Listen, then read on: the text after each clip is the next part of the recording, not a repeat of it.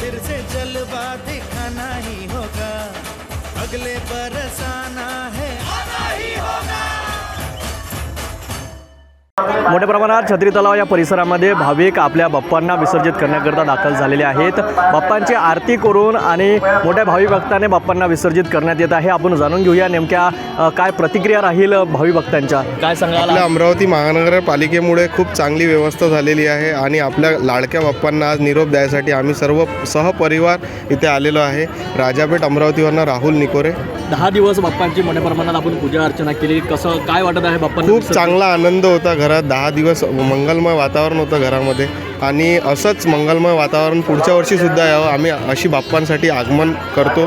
या लवकरात लवकर आणि आमच्या घरी सुद्धा लवकरात लवकर या, असं मुलींना असं म्हणजे त्यांना असं वाटतं की आपल्या घरून गणपती बाप्पा गेलेच नाही पाहिजे।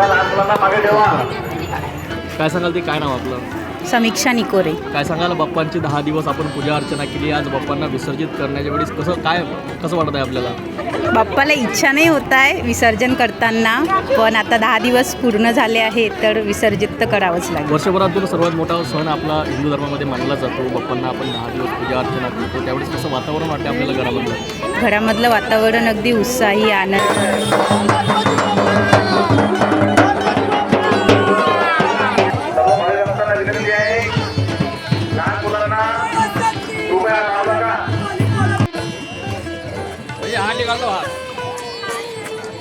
गणपती बाप्पा 1 2 3 4 गणपती की जय जयकार, गणपती बाप्पा गणपती बाप्पा।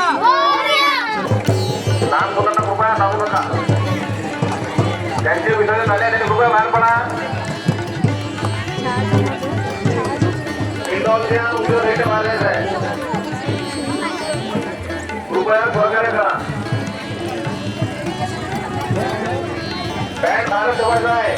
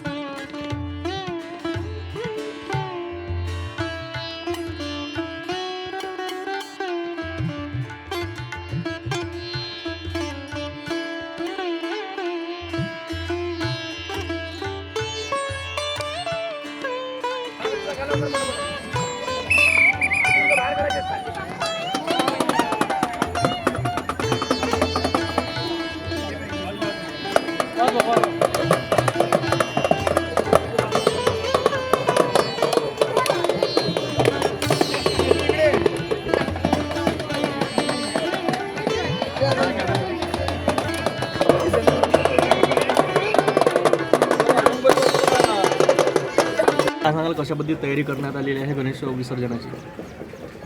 गणेश विसर्जनाची अमरावती महानगरपालिका आणि पोलीस प्रशासनाद्वारे अतिशय दरवर्षीच्या पेक्षा जास्त चांगली व्यवस्था आम्ही सगळ्या स्पॉटवर केलेली आहे। एकूण संपूर्ण शहरामध्ये 23 कृत्रिम तलावाची निर्मिती केलेली आहे आणि त्या ठिकाणी विसर्जन सुरळीत सुरू आहे। त्याच पद्धतीने मोठ्या मूर्तींसाठी छत्री तलाव परिसर या ठिकाणी 3 टँकची व्यवस्था आहे। टँक क्रमांक 1, 2, 3 त्याच पद्धतीने या छत्री तलावाच्या उत्तर साईडला प्रथमेश तलाव म्हणून कृत्रिम तलावाची निर्मिती झालेली आहे. त्या ठिकाणीसुद्धा 2 तलाव आहे.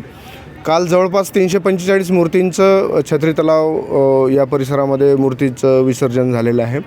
आज जवळपास आत्तापर्यंत 350च्या वरती मूर्तींचं श्रींच्या मूर्तींचं या ठिकाणी विसर्जन झालेलं आहे. लोकांचासुद्धा प्रतिसाद खूप चांगला आहे आणि लोक पर्यावरणपूरक गणपतीकडे वळल्याचे एकंदर दिसून येत आहे.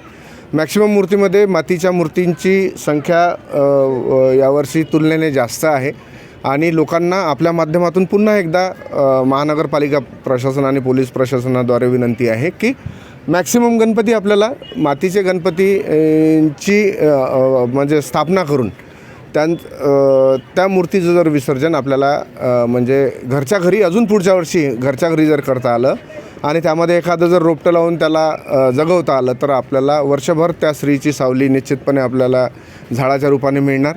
आणि मी आकडा आता अपडेट करतो आहे. आता नुकतंच आलेल्या आकड्यानुसार 845 श्रींच्या मूर्ती आत्तापर्यंत या ठिकाणी विसर्जन झालेलं आहे. म्हणजे कालच्या आणि आजच्या म्हणू आपण आजच्या फक्त आजच्या मूर्ती जवळपास 815 आत्ताचा आकडा आलेला आहे. कालचा 345 इथला होता. आणि आता वेगवेगळ्या स्तरावरती सुद्धा शेकडो मूर्त्यांचं विसर्जन कृत्रिम तलावात होता. ही आनंदाची बाब आहे की लोकांनी पर्यावरणाला समजून घेतलेलं आहे. एक अंदाजे सायंकाळपर्यंत किती आकडा येण्याची शक्यता आहे? किती नागरिक इथे विसर्जन करतील बाप्पांचं? इथे म्हणजे छत्री तलावाच्या जवळपास दरवर्षी 3000पेक्षा अधिक आकडा या म्हणजे छत्री तलाव परिसरात विसर्जनाचा आहे. सायंकाळनंतर आता मोठ्या मूर्तीला विसर्जनाला सुरुवात होईल, ज्याच्यामध्ये पोलीस प्रशासनाने आपला चोख बंदोबस्त केलेला आहे.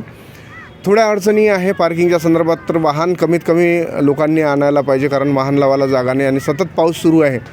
त्याच्यामुळं आजूबाजूची जमिनीमध्ये थोडी दलदल निर्माण झालेली आहे. आम्ही ते मिटवण्याचा प्रयत्न केला, परंतु काही अंशी नाही करू शकत आहे. तर लोकांना आपल्या माध्यमातून एक अपील आहे की कमीत कमी वाहनाचा वापर जर या ठिकाणी करता आला तर म्हणजे सगळ्यांच्या फायद्याचं होईल.